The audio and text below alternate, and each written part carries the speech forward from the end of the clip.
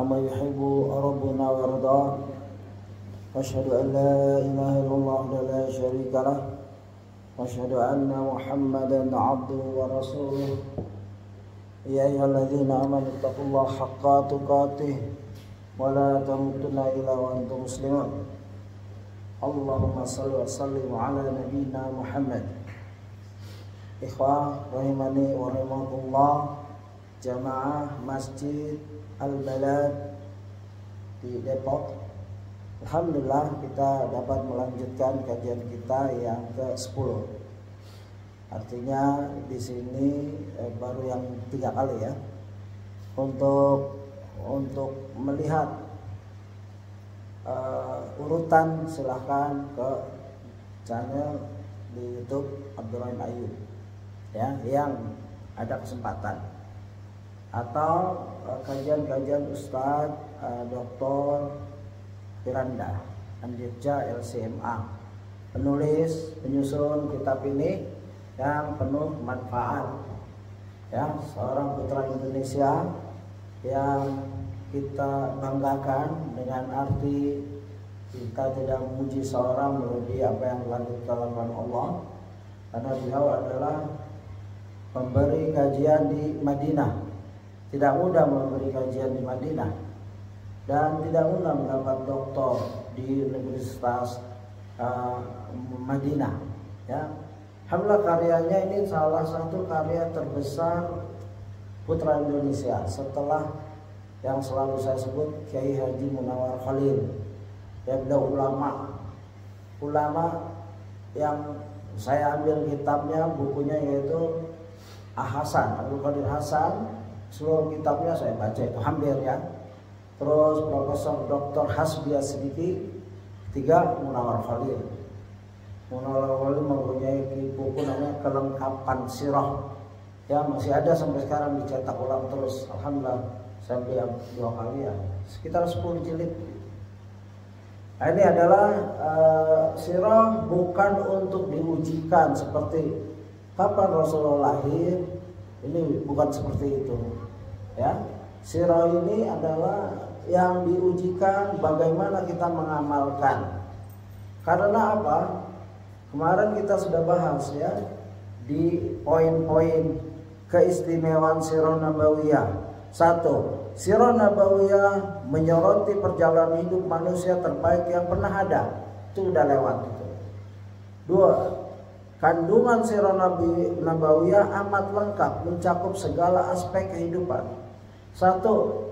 Yang kita pelajari manusia yang paling sempurna sejak Adam sampai nanti hari kiamat, gak ada lagi ya. Dengan hadis-hadis yang telah kita baca, dipilihnya Allah melihat hati makhluknya, lalu dilihatlah hati Nabi Muhammad SAW, lalu dijadikanlah dia Nabi dan Rasul. Lalu Allah melihat lagi hati hambanya ya, lalu dilihatlah hati para sahabat. Jadi Rasulullah dan para sahabat itu hati-hati yang mulia ya, adil. Kalau dalam ilmu hadis, begitu nama sahabat enggak lagi dijarah wa ta'dil. Jarah itu mencari kesalahan, ta'dil memberi pujian. Para muhaddis, begitu nama Abu Hurairah selesai sudah. Begitu nama Umar, Abdullah bin Umar ya, Uzaifah, itu nama-nama sahabat terkumpul dalam buku-buku besar seperti Syiar A'lam An-Nubala ya, seperti Hilyatul Auliya, seperti sirah-sirah ya, Tahdzibul Kamal dan lain-lain. Ini ulama-ulama besar yang tidak main-main. Mereka hidupnya khusus ya, menyebarkan ilmu dinullah. Nah, sebab itu kalau kita nggak pernah dengar, nggak pernah baca, sudah diterjemahkan juga kalau baca, memang kelewatan. Ulama menyusun sini dengan bahasa Arab dan diterjemahkan ke Indonesia. Ini saya di Australia selalu berhubungan dengan South Africa dalam mendapatkan buku-buku bahasa Inggris, dan Saudi serta Amerika. Amerika itu Student Association. Mereka nggak mampu menerjemahkan Musnad Imam Ahmad, baru berapa jilid.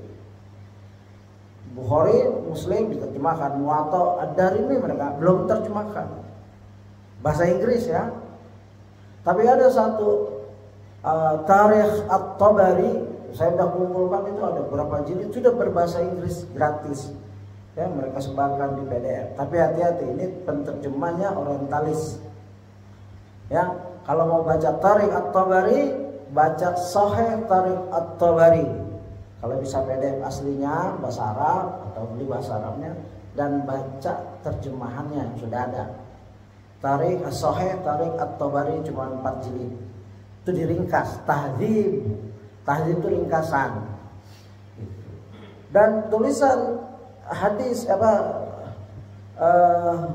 buku sirah yang sebagaimana dikatakan oleh Ali bin Husain bin Ali bin Al-Husain bin Ali bin Abi Thalib, artinya yang terkenal dengan Zainal Abidin, ya kan? Kita udah bahas itu bahwa kami para salaf mempelajari maghazi wasaraya, kami belajar sejarah peperangan yang Nabi ikut, sejarah peperangan yang Nabi nggak ikut. Saya seakan-akan seperti kami mempelajari surah dalam Al-Quran. Ya, jadi ada 3 yang penting, yaitu Al-Quran dan tafsirnya. Alhamdulillah di sini sudah mulai buka, walaupun mukhtasar nggak apa-apa. Yang penting kalau bisa 30 juz. Dan hadis beserta sarahnya kita kenal di Sahih kalau bisa, ya, atau tahu tokoh-tokoh yang masih hidup yang selalu berpegang kepada hadis Sahih, Hasan dan lain-lain, yaitu orang yang benar-benar menekuni kehidupannya untuk melihat hadis saja, seperti Syekh Albani, ya, beliau hidupnya untuk menekuni hadis, ratusan ribu sudah diteliti takhrij. Kalau ada kesalahan dari ratusan ribu, salah 100, salah 200, wajar. Banyak orang kritik kesalahannya. Albani bilang dhaif padahal hasan atau sahih, Tirmidzi. Itu biasa, ya. Karena dia bekerja ada salahnya. Atau Shu'aib Al-Arnaud. Banyak ahli hadis zaman kita ini. Silakan dicari buku dan sudah diterjemahkan. Ya, begitu. Mau Syekh Mukbir itu punya buku kitab Jami Al-Jami, ya. Dan daya semangat membaca kisah-kisah Nabi yang berdasarkan saya yang kita telah bahas di video 8, 9 itu dijelaskan. Ulama menjaga sirah ini memang sebagaimana Imam Muhammad menyatakan tidak dalam secara makna, ya, 3 hal yang kemasukan hadis dhaif, dhaif jiddan dan maudhu, yaitu sirah, ya, terus malahim dan tafsir. Hati-hati baca ini, sirah, malahim dan tafsir. Sirah yaitu sejarah, kalau sejarah Nabi, hati-hati membacanya karena memang masuk, ulama memasukkan. Ada yang serampangan, yang maudhu juga dimasukkan. Kalau ini Ustaz S1-nya hadis, jadi dia bisa memilah-milih, aman membaca ini. Kalaupun salah ya beda pendapat, beda ijtihad, ya, beda ijtihad boleh. Misalkan Ustadz memasukkan suatu berita yang hadis itu dianggap tidak dhaif sekali, ya, dan tidak bertentangan dengan hadis yang sahih dan tidak bertentangan dengan ayat, ya. Jadi sirah ditetapkan atas dan menggunakan hadis dhaif, ya tadi sirah, malahim itu kisah-kisah akhir zaman, peperangan dengan Dajjal, itu banyak hadis-hadis dhaif itu. Ya, makanya sering ada Imam Mahdi palsu. Ya, ujung-ujungnya jual tanah. Ada banyak, bukan di Indonesia aja, di Sudan dan lain-lain banyak. Di Saudi Arabia tempatnya lahirnya Nabi Muhammad SAW, di Mekah ada Imam Mahdi palsu, memimpin peperangan lalu diberantas oleh pemerintah hukumah, pemerintah Saudi Arabia. Ya, jadi hati-hati membaca sirah, ya. Dan jangan takut juga membaca sirah karena takut, tidak boleh. Baca. Kalau makanya kita berdoa dalam baca. Kita berdoa satu, Rabbana atina fid dunya hasanah wa fil akhirati hasanah wa qina adzabannar. Saya dapatkan syarah ini bagus sekali dari Syekh Firas Abu Ibrahim, pensyarah hadis Muslim kemarin daurah. Ya, saya ikuti daurah online karena jauh di Gresik. Rabbana atina fid dunya. Kalau sudah Rabbana atina fid dunya, jangan kebayang ya mobil mewah, rumah mewah, jangan. Itu gak minta aja kadang-kadang dikasih. Orang kafir banyak yang kaya, lebih ratusan kali kekayaannya dari kita. Hadirkan ya Allah, berilah aku ilmu yang bermanfaat. Hadirkan di hati kita itu sesuatu yang tinggi. Jangan yang remeh-temeh. Itu ngikut. Dunia itu ngikut. Ya tiap doa di depan Ka'bah lagi, Rabbana atina fid dunya hasanah. Fulus kan begitu. Ada itu. Wa fil akhirati hasanah. Ilmu yang bermanfaat itu bermanfaat untuk kebaikan akhirat kita. Salah satunya ini. Ya. Sebagai Bana Azuri menyatakan pelajarilah sirah Nabi karena itu ilmu yang bermanfaat dunia dan akhirat. Di dalamnya itu ada manfaat dunia dan akhirat. Ini yang kita pelajari. Doa lagi, Allahumma arinal haqqa haqqan warzuqna ittiba'ahu warina batila batilan warzuqna istinabah. Ya Allah, tunjukkan, tampakkan padaku kebenaran itu benar. Kebenaran apa? Hadis sahih, hadis hasan, sahih li zatihi, sahih li ghairi, hasan li zatihi, ya, hasan li ghairi. Agar tenang kita baca kitab, baca ilmu, menuntut ilmu tenang. Tidak ragu-ragu. Dak yaribu, tinggalkan yang kamu ragu. Kalau tahu ini sahih apa enggak ya tinggalkan sudah. Enggak apa-apa kalau kita enggak ngamalin satu hadis yang kita belum tahu ini sahih apa enggak. Hadis ya tidak boleh diamalkan kecuali jika tahu. Begitu loh. Sholat 1000 rakaat bulan Ramadan malam ada hadisnya enggak? Ada. Tapi ini sahih apa enggak? Begitu tanya boleh. Jika ada orang ngasih tahu hadis, jangan langsung diamalkan. Kalau ragu-ragu tinggalkan dulu sampai ada ulama hadis zaman ini atau zaman yang hadis ini sahih boleh diamalkan.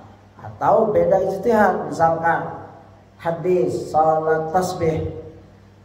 Ada yang mendoakan, ada yang menghasankan. Yang mendoakan ya udah nggak usah diamalkan, nggak apa-apa.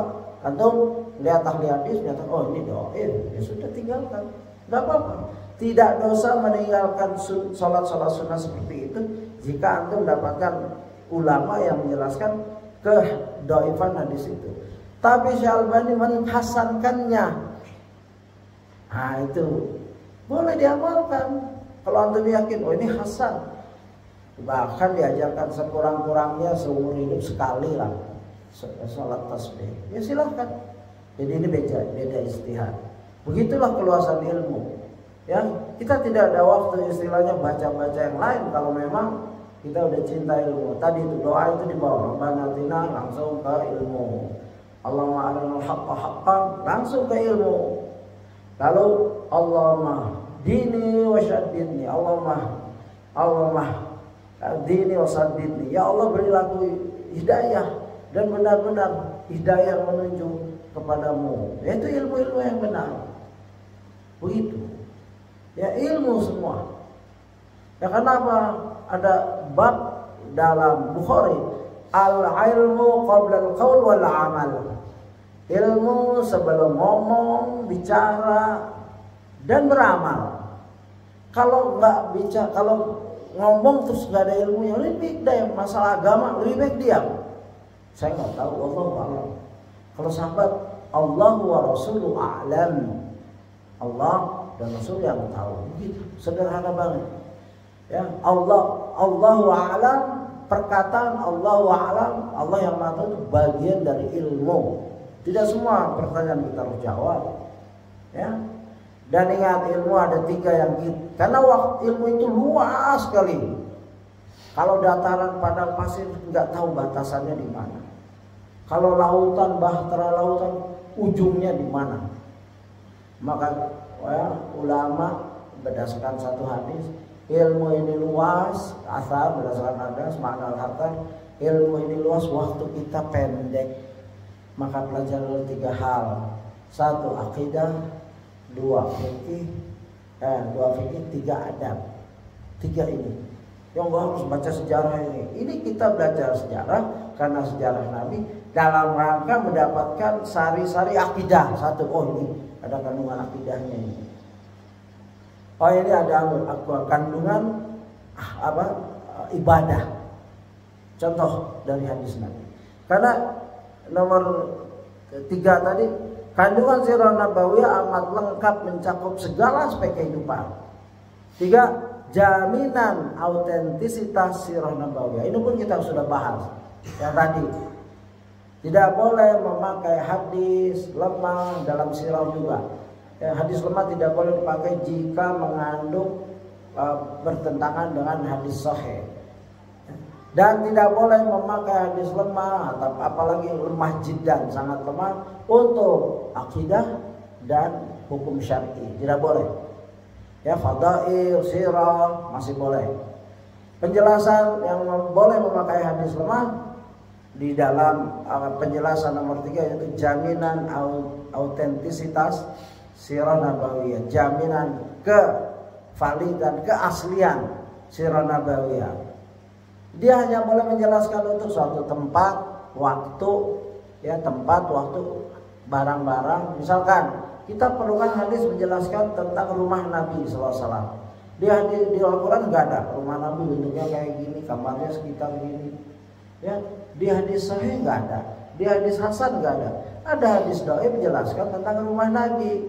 Ini nggak berhubungan dengan akidah, ya kan? Nggak berhubungan dengan syar'i, hukum syar'i. Kecuali ada semua manusia umat Islam harus bangun rumah seperti rumah Nabi. Nah, ini syar'i. Karena ada kewajiban di situ. Tapi kalau menjelaskan rumah Nabi itu sangat kecil, sederhana, lantainya seperti ini, ada hadis dhaif dipakai boleh. Dan ini dalam menjelaskan di masalah autentisitas, keaslian sirah Nabi dijaga oleh ulama. Keempat, setiap sisi kehidupan Rasulullah merupakan teladan. Setiap sisi kehidupan Rasulullah merupakan teladan. Aneh kalau orang meneladani selain Rasulullah, baik bintang film, pemain bola, penyanyi, itu aneh sekali, orang Islam lagi. Anak-anaknya didik, walaupun berat, memang di zaman ini berat sekali. Kita menjelaskan sirah Nabawi seminggu sekali, mereka di HP-nya melihat pemain bola, ya, bintang film, penyanyi, setiap saat. Bagaimana? Lebih baik ajarkan, walaupun sepekan sekali duduk bersama keluarga, ajarkan daripada tidak sama sekali. Kalau tidak, sudahlah, itu namanya prestasi. Seorang orang tua putus asa, apalagi anak-anaknya. Mari kita berjuang sama-sama. Jangan takut. Terus minta doa kepada Allah. Ya, begitu. Rabbi fili Rabbana hab lana min azwajina wa dzurriyyatina qurrata a'yun waj'alna lil muttaqina imama. Turunan, bukan anak doang tuh. Turunan, cucu, cicit dan lain-lain. Itu doa harus dihafal dalam surat Furqan ayat 74. Imam kita sudah baca di sini. Dihafal itu. Karena itu minta kepada Allah agar anak-anak, cucu, cicit kita jadi qurrata a'yun, penyejuk mata. Penyejuk mata akhlaknya, ilmunya. Ya, bukan kekayaannya, bukan gantengnya, cantiknya, bukan. Tauhidnya bagus, akhlaknya bagus. Ya, cinta pada Allah, cinta pada orang tuanya, nurut. Enak kan punya anak nurut? Begitu. Itu doa dari kita semua. Dan kita cinta Nabi, kita ceritakan. Kalau mau tidur Nabi seperti ini, nah, ya, begitu. Nggak harus hadisnya ini di Bukhari, nggak harus tepat kayak gitu. Bil makna untuk anak dan istri gitu. Kelima, tadi setiap sisi kehidupan Rasul merupakan teladan. Kelima, sirah Nabi Muhammad SAW dipenuhi berbagai peristiwa syarat akan ibrah, berharga bagi umat manusia. Ini sudah melalui semua. Ya, kita baca, silakan merujuk ke video-video sebelumnya. Jadi semua sirah Nabi Muhammad SAW dipenuhi berbagai peristiwa yang syarat akan ibrah. Ibrah itu pelajaran, ya, bagi umat. Kemarin saya di sekolah putri, ya, saya tunjukkan ini sirah Nabi penuh dengan itu semua tuh. Dari 1, 2, 3, 4, 5. Ya. Kita bukan secara random. Ya, bukan secara acak. Terus buat baca. Ya. Anas bin Malik berkata, terjemahan aja biar cepat, bahwasanya Rasulullah SAW pernah didatangi malaikat Jibril saat beliau sedang bermain dengan anak-anak lain. Lalu Jibril memegang dan menjatuhkan beliau, lalu membelah dada hati beliau, kemudian mengeluarkan segumpal darah darinya. Jibril kemudian berkata, ini adalah bagian setan darimu. Kemudian Jibril mencuci hati beliau di sebuah tempayan yang terbuat dari emas menggunakan air zam-zam. Kemudian Jibril menjahit dan mengembalikan hati beliau pada tempatnya semula. Teman-teman beliau pun berlarian penuh ketakutan menuju ibu persusuan. Beliau sembari melaporkan, sungguhnya Muhammad telah dibunuh. Ibu persusuan Nabi pun bergegas menghampiri Nabi SAW. Saat itu wajahnya sangat pucat. Anas berkata, saya melihat bekas jahitan di dada Rasulullah SAW. Ini hadis riwayat Imam Muslim nomor 162. Ini secara acak itu udah ada pelajaran yang agung sekali. Ya, ada operasi dulu. Ya, operasi, tapi yang operasi malaikat. Lalu dijahit. Aku lihat bekas jahitannya. Diangkatnya hati, dibersihkan. Ini bagian setan dibersihkan. Jadi Rasulullah dalam hadis nanti 2 kali dibedah oleh malaikat, hatinya dibersihkan. Pada masa kecil, pada saat dia main ya, dengan ibu persusuan Halimah As-Sa'diyah namanya, dan kedua waktu mau Mi'raj yang nanti mungkin kita dapatkan di Isra Mi'raj, ya begitu. Artinya semua pelajaran itu, ya hadis Muslim kita sudah beriman hadis itu sahih, ya kecuali antum ahli hadis selidiki silahkan, mungkin ada kelemahan. Tapi kalau sudah Muslim, umat Islam mutmain, tenang hatinya. Ya. Kenapa? Sirah Nabawiyah adalah salah satu mukjizat yang membuktikan kebenaran risalah Rasulullah SAW. Semua nabi punya mukjizat, semua rasul juga. Nabi Nuh mukjizatnya Allah turunkan air, Allah buka air dari bumi. Panik sekali jika seorang punya hidup di rumah yang sering banjir, ya kan? Ada. Ya, saya lihat di Jakarta dan tiap tahun banjir, kadang setahun 2 kali. Lebih panik lagi jika air nggak berhenti dan dari ubin keluar air. Nah, itu udah parah itu. Kalau dari luar kita bisa bikin tanggul, tapi kalau dari ubin retak terbuka, itu parah. Nah, zaman Nabi Nuh alaihissalam seperti itu keadaannya dan disaksikan. Tidak ada manusia yang selamat kecuali yang di kapal Nabi Nuh. Ada berita bahwa anak siapa gitu yang tingginya berapa meter dia selamat. Ini berita yang Israelian, tidak bisa dipercaya. Yang kita yakini seluruh manusia, hewan, ya mati tenggelam kecuali yang ada di kapal Nabi Nuh alaihissalam. Dan kapal ini menurut Ibnu Katsir paling besar, tidak ada kapal sebelumnya sebesar ini dan setelahnya. Ya, Ibnu Katsir dalam Sahih Qasasul Anbiya gitu. Jadi kita bisa buktikan tadi, setiap istilahnya lembar kita buka pasti ada pelajaran dari seorang yang mulia, yaitu Nabi Muhammad SAW. Baik, kita sudah masuk kepada selayang pandang akhlak Rasulullah SAW. Kalau di aplikasi sepertinya tidak ada. Adanya selayang pandang sifat fisik Rasulullah. Coba ada akhlak nggak? Saya sudah cari nggak ada kan? Ya itulah makanya harus beli buku. Tapi yang mau saya yang minta fotokopi kan bagian akhlaknya saja. Saya juga cari kok nggak ada ini. Ya. Tapi ini nggak harus beli ya. Itu bercanda itu. Saya nggak promosikan apa-apa di sini. Nggak boleh jualan di masjid. Ini hadiah ya dari penulisnya langsung dengan ya syarat mengajarkan ke umat ya. Beliau dapat pahala terus selagi tulisannya dibacakan dan antum mendengar. Aplikasinya juga gratis kan. Baik, karena antum yang dapat yang gratis tidak ada selayang pandang akhlak Rasulullah SAW. Gak ada kan? Kita sudah baca juga ini selayang pandang akhlak Rasulullah ya, di mana penulis ya menyatakan Rasulullah SAW adalah sosok memiliki budi pekerti sangat tinggi, sebagaimana telah Allah Jalla Jalaluhu tegaskan dalam Al-Quran, wa innaka la'ala khuluqin azim. Ya, dan sungguhnya kamu benar-benar berbudi pekerti yang agung. Quran surat Al-Qalam ya, ayat 4. Ini Allah yang menyatakan, dan di Qurannya, di kalamnya, ucapan Allah ini, bukan ya ecek-ecek, bukan ucapan seorang. Kalau ada orang nyaksiin, kalau dia tuh masya Allah dia baik, itu manusia menyaksikan manusia. Ini pencipta manusia ya yang menyaksikannya, dan bersumpah wa innaka, nun litauqid. Kalau bahasa Arab bisa sedikit, nun bertasdid, wa innaka, dan bukan sesungguhnya, ada dua itu, dan sungguh-sungguh kamu, begitu sebenarnya terjemahannya. Terkait bahasa Indonesia enggak seperti itu. Dan sungguhnya kamu benar-benar berbudi pekerti yang agung. Ada la di situ. La'ala, lam itu lam litauqid juga. Ya, untuk menegaskan. Ya, ada dua, ada nun bertasdid itu sungguh-sungguh. Ya. La'ala, sungguh di atas, begitu. Kalau terjemahan kayak itu kan enak.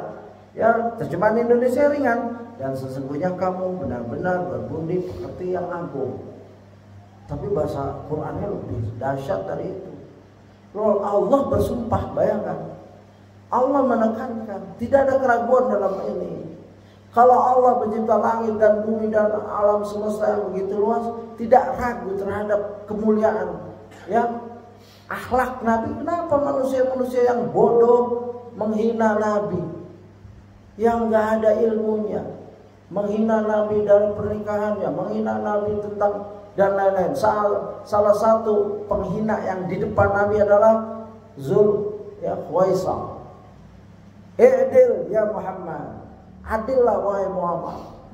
Itu Umar atau sahabatnya sudah siap memenggal kepalanya. Kalau aku tidak adil, aku utusan Allah. Begitu itu dari turunan dia lahirlah Khawarij sampai nanti hari kiamat. Kebanyakan Khawarij, paham Khawarij ya, yang mudah mengkafirkan orang, yang mudah memusuhi pemerintah yang sah, ingin menggulingkan pemerintah yang sah, akan ikut Dajjal ya begitu. Wa innaka la'ala khuluqin 'azim. Ya, ketika Ibunda Aisyah radhiyallahu anha ditanya tentang akhlak Rasulullah SAW, maka beliau menjawab, kana khuluquhul Qur'ana. Ya, sungguhnya akhlak Rasulullah SAW adalah Al-Quran.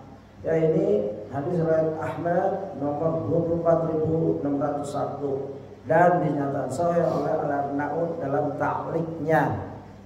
Ulama Al-Arnaud salah satu ulama Albania juga, bersama dengan Albani. Ya, beliau masya Allah karyanya, salah satu karya terbesarnya adalah ta'liq atas Musnad Imam Ahmad. Ya, beliau alim dan sudah meninggal. Suhaib Al-Arnaud ya. Kalau bisa beli bukunya yang asli silakan. Musnad Imam Ahmad 52 jilid. Di situ beliau meneliti ya ini hadis sahih. Ya, makanya di sini dinyatakan sahih oleh Al-Arnaud. Kalau baca kitab Musnad harus membaca takliknya, catatan kakinya. Baik Ahmad Syakir pendahulunya, Ahmad Syakir menyusun taklik Musnad Imam Ahmad, tapi tidak selesai, diteruskan oleh Mahmud Syakir, adiknya atau abangnya. Itu ahli hadis semua. Ya, begitulah. Seperti ini, kana khuluquhul Qur'an. Ini persaksian ibunda kaum mukminin yaitu Aisyah radhiyallahu anha. Beliau ucapannya sedikit tapi mendalam. Ya, mendalam. Udah, kalau mau lihat akhlak Al-Quran, akhlak Rasul, tiru Al-Quran, niscaya sesuai dengan Rasul. Kan aneh, orang menyatakan turunan Nabi, orang menyatakan paling cinta Nabi, tapi akhlaknya bertentangan dengan Al-Quran. Ya, dalam muamalah, ngebohong dan lain-lain, bertentangan dengan hadis sahih. Ini Bagaimana seorang mencatut nama Nabi? Apa dia nggak takut nanti? Orang-orang ini kalau memang begitu terus dan tidak taubat akan diusir dari telaga Al-Kautsarnya Nabi. Ya, karena dia berbuat bid'ah, bertentangan dengan Nabi, ngaku-ngaku turunan Nabi, ya, menyesatkan umat. Jelas, ya, kita nggak usah ngaku-ngaku turunan Nabi. Kita disuruh bukan ngaku, ya saya turunan Nabi, berakhlak seperti Nabi, baca Al-Quran tafsirnya dan menghafalkan kalau mampu, ya, dan membaca hadis-hadis Nabi, ya, dan mengikutinya sunnah Nabi, dan juga membaca sirah Nabi, ya. Seluruh akhlak Rasulullah SAW merupakan teladan bagi manusia. Demikian Ustaz menjelaskan, sehingga bisa diterapkan dalam seluruh aspek kehidupan kita hingga hari kiamat. Jangan ragu, seluruh akhlak Nabi boleh diterapkan sampai hari kiamat. Tidak ada dimansuh lagi, kecuali yang dimansuh itu dihapus, ya, begitu. Misalkan pernah diharamkannya makan daging yang dibakar, ya, bukan diharamkan. Kalau habis lagi berpunya wudhu makan daging yang dibakar, itu wudhu lagi, membatalkan wudhu. Lalu dimansuh, ya, dengan hadis lain, ya, itu boleh begitu. Kalau sekarang nggak boleh lagi. Seseorang ulama mansuh sembarangan tanpa ilmu, ya, begitu. Mansuh bisa di ayatul Quran, bisa di hadis. Maka yang disuruh wudhu kalau makan daging onta. Sini kan jarang kan makan daging onta. Itu di Saudi. Kalau umroh atau punya wudhu makan daging onta, ya wudhu lagi. Begitu. Allah alam detailnya nanti di bab fikih itu. Atau ayat, lillahi ma fis samawati wa ma fil ardi wa in tubdu ma fi anfusikum aw tukhfuhu yuhasibukum billah. Fayaghfiru liman yasha wa yu'adzibu man yasha wallahu ala kulli syai'in qadir. Amana Rasul. Ayat ini berat, sahabat, ya Allah berat sekali. Kita akan dihitung dan lain-lain. Lalu dimansuh. Ayatnya tidak, ayatnya masih ada di situ. Kita baca boleh, tapi maknanya sudah dimansuh dengan, ya, amana Rasul bima unzila ilaihi min rabbi wal mu'minun ilal akhir ayat, ilal akhir ayat. Ya, ya, Allah la yukallifullahu nafsan illa wus'aha. Allah enggak memberatkan kecuali apa yang kita mampu. Laha ma kasabat wa 'alaiha ma iktasabat, ya. Rabbana innaka dan seterusnya, ya. Begitu. Itu ayat. Boleh itu karena ada penjelasan ulama. Ya, dalil tentang mansukhnya. Itu final, sudah. Ya. Jadi seluruh ajaran sirah nabawi, Quran dan itu semua mau mengandung pelajaran yang wajib umat Islam, ya, mengikutinya. Wajib. Kalau sudah wajib jangan pakai wajibnya. Oh ini wajib fardu, ini wajib, ini sunnah. Bukan dalam bab itu kita bicara. Itu hukum fikih. Oh ini wajib, ini sunnah, ini makruh, ini mubah, ini haram, ya, bukan begitu. Wajib mengikuti sunnah. Ada yang wajib secara fikih wajib, ada yang wajib mengikuti sunnah secara hukum fikih sekedar mubah atau makruh, begitu. Tapi etika kita ngikuti, jangan juga berlebihan. Tapi sahabat didiamkan. Abdullah bin Umar mengikuti seluruh aspek Rasulullah sampai naik ontanya di mana, kalau umroh Rasulullah naik onta di sini, dia ikuti seperti itu. Itu saking cintanya. Tapi dikritik oleh sahabat lain, tidak segitu. Ada Rasulullah pernah rambutnya panjang segini, ada ustadz yang salah paham rambutnya panjang-panjang, yang kurang etis zaman sekarang ustadz rambutnya. Kalau saya rambutnya segini, antum bagaimana perasaannya? Ya, begitu diwarnain hijau lagi. Karena warna hitam kan nggak boleh. Yang boleh selain hitam, udah panjang rambutnya sini biru, sini merah. Tinggal tato aja. Alhamdulillah. Nggak boleh mengamalkan nih hadis potong-potong. Lihat zamannya. Itu Rasulullah, itu keadaan Rasulullah, bukan yang harus ditiru. Yaitu Ya kalau dia meniru, saya pernah lihat itu, daurah ada ustaz apa bukan duduk pakai peci hitam, rambutnya segini. Makanya lihat tuh para mujahid, ISIS dan lain-lain, rambutnya panjang-panjang. Dia mengikut Rasulullah itu, hati-hati antum debat mereka. Cuma nggak tepat lah, kecuali di hutan mungkin tukang cukur susah. Maka dia kalau dalam perang, dalam ribat, nggak ada barber di sana, dia berjaga saja. Rambutnya panjang ya silahkan. Kalau mudah, ya, jadi itu mengikut sunnah, ya, tapi yang makruh ada. Misalkan apa? Makruh mengikut sunnah. Kalau emang nggak mampu, misalkan ta'addud, poligami, memang sunnah itu. Tapi kalau nggak mampu jangan. Akhirnya istri pertama berantakan, istri kedua berantakan, akhirnya single fighter. Ya, pos 1 nggak nerima, pos 2 nggak nerima, itu tidur di pos hansip. Kan sedih. Niatnya melaksanakan sunnah, tapi tidak ada kekuatan. Ini banyak merusak ini. Hati-hati. Ya nggak boleh. Saya mau ikut sunnah Nabi, kecuali akidahnya kuat. Ya. Kuat benar, masya Allah. Istri pertama akidahnya kuat, sebagaimana Rasulullah istrinya banyak, tapi semuanya nggak ada makanan, tapi nggak berontak. Ya, aku hidup persaksian Aisyah, sebulan tidak pernah keluarga Nabi itu ada asap, artinya nggak pernah masak. Tapi diem adem, nggak ke KUA, gugat. Hati-hati ya akhi. Ya, memang sunnah, tapi lihat kemampuan kita, jenis orang ini. Ulama ada yang menyatakan, ya, mengikut Nabi yang jenis ini bisa haram, bisa sunnah, bisa makruh, bisa mubah, bisa wajib. Wajib bagi orang yang syahwatnya tinggi, ya, kekayaannya ada, atau cukuplah kekayaannya, ada yang mau sama dia, itu penting. Ya, mau susah maksudnya, dia nggak kaya banget ada. Saya pernah dapatkan seorang pemulung, istrinya 2, pemulung istrinya 2. Kalau dia mulung, hari pertama untuk istri pertama, hari kedua untuk istri kedua. Jadi nggak ada jaminan. Ya, dia mampu. Antum jangan coba-coba. Ya, ini pemulung istri 2 dan nyaman, aman. Tapi hidup cara mereka. Ya, nggak harus kaya, nggak harus dalam laksana. Yang ini mungkin ya, makruh, ditinggalin jauh dari ulama, atau ya mubah, dia boleh. Ya, yang penting istri 1, 2, 3, 4-nya ridho dan keadaan itu. Silakan. Ya, jadi jangan sembarangan. Ya, ngaji akhirnya merusak tatanan keluarga begitu. Ya.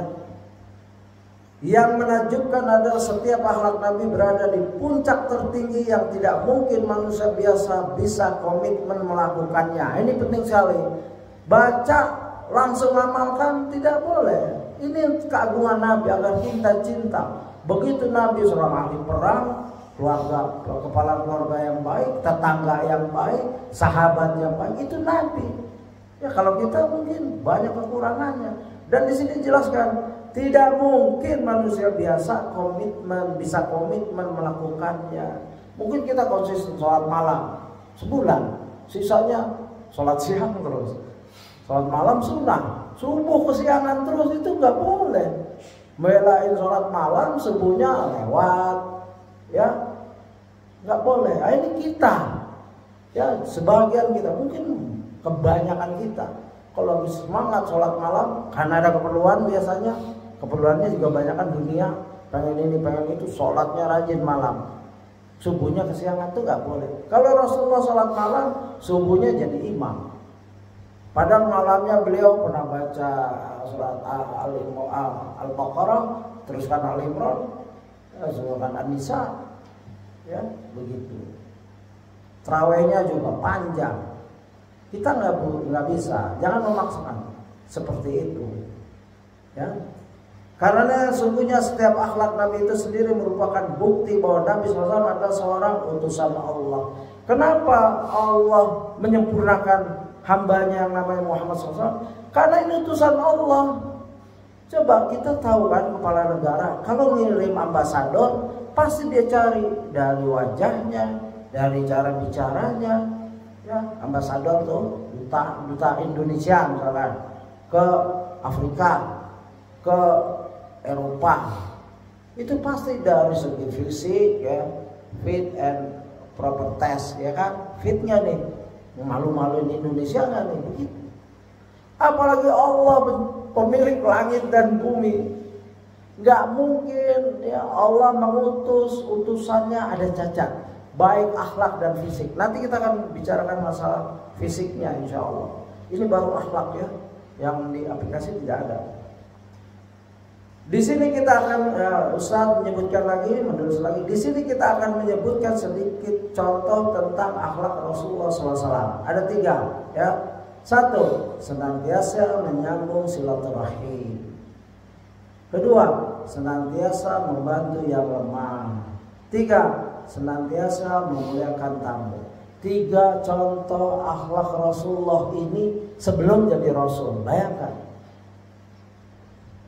Ya, yaitu senantiasa menyambung silaturahmi, senantiasa membantu yang lemah, senantiasa memuliakan tamu. Dari mana ini diambil? Dari hadis yang panjang.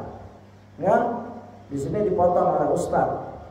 Ya, beliau menjelaskan poin pertama hingga ketiga sebagaimana disebutkan oleh Ibunda Khadijah radhiyallahu anha. Khadijah menyaksikan waktu wahyu dalam Kitabul Wahyi ya, di situ ada Imam Bukhari menjelaskan dalam hadis yang ke-7 kalau nggak salah, yang panjang, waktu Nabi didatangi Jibril dengan bentuk yang asli lalu menyuruh Nabi baca Iqra. Nabi bilang ma ana biqari, aku tidak bisa baca. Iqra, ma ana biqari, Iqra.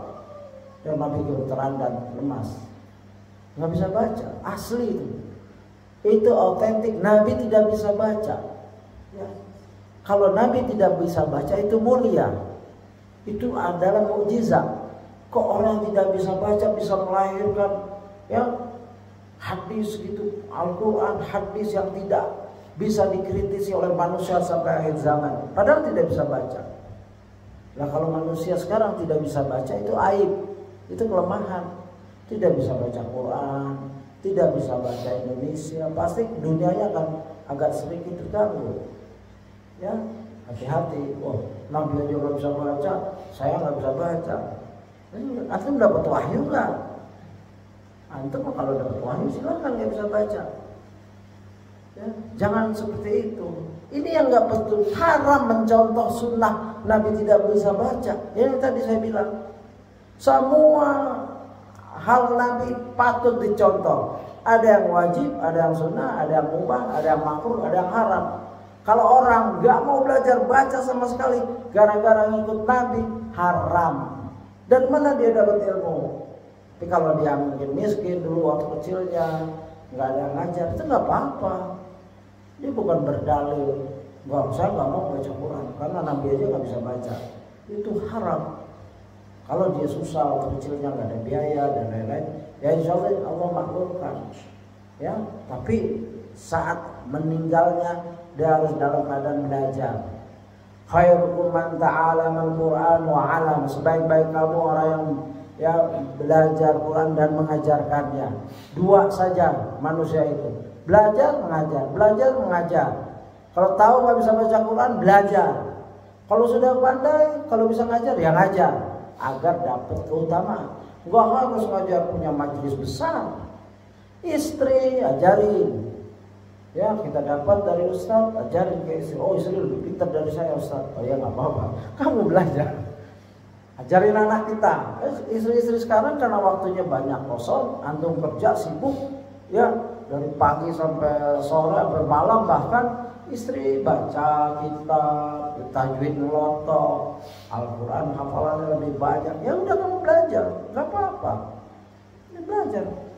Istriku ini Ustazah kamu bilang apa ini? Oh itu ma'arif lisukun. Tapi istri harus hormat dalam mengajar. Kalau besok jadi ustazah di depan suami yang nunjuk-nunjuk hukum lagi, nggak boleh. Dia harus tawadhu, merendahkan dirinya. Suaminya tetap, walaupun nanya tetap itu ra'in, pemimpin. Ya, begini suamiku, ustazahku bilang seperti ini. Ya mudah-mudahan istri bapak-bapak seperti itu. Ya, nggak apa-apa, kamu jangan belajar. Nanti kamu pintar, saya bodoh terus. Jangan di stop. Lah kan salah sendiri kamu yang bodoh. Kalau bodoh sendiri aja, jangan ngajak-ngajak gitu loh. Antum bodoh nih belajar nggak? Ya udah, antum ya Allah bukakanlah ilmu, doa. Udah belajar nggak bisa. Tapi istri cepat, juz amma hafal, juz 20, paham tajwid, paham tafsir. Biarkan, karena manfaatnya mungkin nggak ke kita, ke anak kita. Anak kita alhamdulillah, ya begitu. Kalau antum yang pintar, alhamdulillah, istri bodoh, antum ngajar di rumah. Pastikan istri kenal, bisa baca Quran, ya melek huruf, jangan buta huruf, terutama Al-Quran. Ya, begitu. 3 kesimpulan ini, senantiasa silaturahmi, senantiasa membantu yang lemah, senantiasa memuliakan tamu, diucapkan oleh Bunda Khadijah radhiyallahu anha. Innaka latasilur rahim wa tasduqul hadits wa tahmil kalla wa taksibu al-ma'dum wa taqri dayf wa tu'inu 'ala nawaibil haqq wa taqri ad-dayf. Jadi dalam hadis itu dipotong oleh Ustaz, sesungguhnya engkau, waktu Nabi merasa setelah pulang ya gemeteran karena baru melihat makhluk sebesar itu dan ngajarin nyuruh baca yang ya, beliau ya sama-sama nggak bisa baca, ikra ya, itu berat sekali ya. Coba antum ya di sini tes atau mendadak sama Ustadz, ayo Fulan maju ke depan baca kitab gundul, bukan keringet lagi kan, itu baru sesama manusia. Gundul lagi, yang gondrong aja saya nggak paham, ya kan? Begitu. Ini Nabi nggak pernah lihat makhluk ini, pernah lihat tapi sekilas-sekilas. Ini datang mengajar. Iqra bismi rabbikal ladzi khalaqa. Ya, khalaqal insana min 'alaqa. Iqra wa rabbukal akram dan seterusnya. Kebetulan pulang, ketemu istrinya tercinta, ya. Khadijah radhiyallahu anha. Lalu kesaksian seorang istri terhadap suami yang soleh, ya, karena Rasulullah takut Robnya ya, sesuatu membahayakan dia. Si istri menjadi saksi, demi Allah Robmu tidak akan menyakitimu, mensengsarakan kamu. Kenapa? Kasih alasan di depan suaminya yang sedang menggigil ketakutan. Innaka la tasilur rahim. Sesungguhnya engkau benar-benar seorang yang senantiasa menyambung silaturahmi, seorang yang jujur kata-katanya, ya, tasdukul hadis, dan suka menolong yang lemah, ya, wa tahmilul kalla, memberi kepada orang yang ya tak punya, memuliakan tamu dan selalu membela kebenaran. Ini karakter yang disimpulkan oleh Khadijah radhiyallahu anha, seorang istri tercinta, pembela dakwah dengan jiwa dan hartanya, dengan dirinya mendampingi Rasulullah pada saat susah-susah ayat surat pertama itu jiwanya besar. Seorang istri seperti ini nggak panik, dia diselimuti, zammiluni selimuti aku, wahai Khadijah, selimuti aku, diselimuti. Bukan dibikin panik lagi. Yang sifat seorang istri, suami sedang panik, diademkan. Mungkin dia pulang kerja habis dimarahin bos, ya agak sedang minum nggak minum, ya istri nggak usah banyak tanya, ya dengarkan saja, ya begitu. Hendaknya ibu-ibu memperhatikan hal ini. Ya, kisah ini agung sekali, hadis ini agung sekali. Banyak ya, terdapat pelajaran suami istri, ya, dan ini dicontohkan dari manusia paling mulia, suami paling mulia, utusan paling mulia, dan pendampingnya wanita paling mulia. Ya, kalau kita nggak dapat pelajaran dari ini, memang sudah ya, habis kita ini, sudah mendengar ini terus kita nggak bisa memetik salah satunya aja. Ya mungkin sesungguhnya engkau benar-benar seorang yang senantiasa menyambung silaturahmi. Ini jarang kita, apalagi sudah HP, sudah WA. Apa kabar? Sehat? Ya udah ya, ini silaturahmi. Ya silakan kalau memang kesepakatan kayak gitu. Tapi alangkah baiknya kalau lagi libur, jangan pikirannya jalan-jalan, terus kunjungi keluarga semampunya. Apalagi itu kakak, apalagi itu ibu, apalagi itu orang tua, ya begitu. Mungkin kita bisa ini lemah di sini. Mungkin ada yang kuat nih silaturahminya, tapi seorang yang jujur kata-katanya, nggak kuat ngikut Nabi, selalu jujur, baik dalam bercanda, ya jujur. Tidak ada kata yang keluar dari Nabi kecuali kebenaran. Kita habis silaturahmi, yang kedua jujur, nggak jujur, ya suka bohong, suka bercanda, bikin ketawa orang dengan cara yang dusta, ya bercanda dan lain-lain. Atau dua-duanya dia menyambung silaturahmi, jujur, ya, suka menolong yang lemah. Nabi suka menolong yang lemah. Orang ini mungkin nggak peduli orang yang lemah, ya baik tetangga, apalagi orang jauh. Ya, kita biasanya begitu. Pasti ada kelemahan di kita, di diri kita. Beda dengan Nabi. Kalau tiga ini kita laksanakan, memberi kepada orang yang tak punya, ya. Saudara yang tak punya aja belum kita santuni, apalagi tetangga, kalau orang lain, ya ini kita. Ya mudah-mudahan kita tidak seperti itu. Seumur hidup melaksanakan ini, ya memuliakan tamu. Ya kadang-kadang tamu tidak dimuliakan, ya. Tapi Nabi memuliakannya dan selalu membela kebenaran. Ya ini dari Bukhari nomor 4953 dan Muslim 160. Jadi bukan potongan, mungkin memang ada seperti ini lebih ringkas di 4953. Kalau di Kitabul Wahyi itu karena Bukhari suka mengulang-ulang. Nah, kalau di Muslim 160 begitu. Kita sudah sampai 52 menit, silakan jika ada pertanyaan. Biasanya 1 jam di sini, kecuali memang kita cukupkan. Karena kita akan masuk kepada adab yang keempat, adab Rasulullah SAW dalam berbicara. Yang tadi itu menjelaskan, yaitu tentang watasdukul hadis. Ya seorang yang jujur kata-katanya. Kita masukkan saja tanggung ini, habis di bab itu, di bagian bab itu. Adab Rasulullah SAW dalam berbicara. Selain senantiasa jujur, Rasulullah SAW juga tidaklah berucap kecuali dengan sesuatu yang benar. Rasulullah SAW bersabda, "Inilah aqulu illa haqqa." Aku tidaklah berbicara kecuali sesuatu yang benar. Ya, itu hadis riwayat Ahmad 7823 dan dinyatakan sahih oleh Al-Arnaud dalam ta'liqnya. Beliau SAW juga tidak terlalu cepat dan tidak terlalu lambat ketika berbicara. Abu Hurairah radhiyallahu anhu berkata, "Kana Nabi sallallahu alaihi wasallam yuhaddatsu haditsan law addahu addu la ahsa." Nabi Muhammad SAW biasa berbicara dengan intonasi yang sempurna, teratur, mudah dipahami, yang seandainya hendak dihitung satu persatu pastilah memungkinkan. Ya ini hadis riwayat Bukhari nomor 3567 dan Muslim 2493. Jadi Nabi ngomong teratur, bahasanya mudah dipahami, bisa dihitung. Katanya satu persatu. Ya, tidak seperti kita. Kita kadang-kadang mud-mudan. Tahu kan mud, kalau lagi ada keperluan bicara cepat. Ya. Atau lagi enggak fokus, ya seorang bisa bicara nyusun katanya berantakan. Baik penceramah, ustadz dan lain-lain bisa kelihatan ini.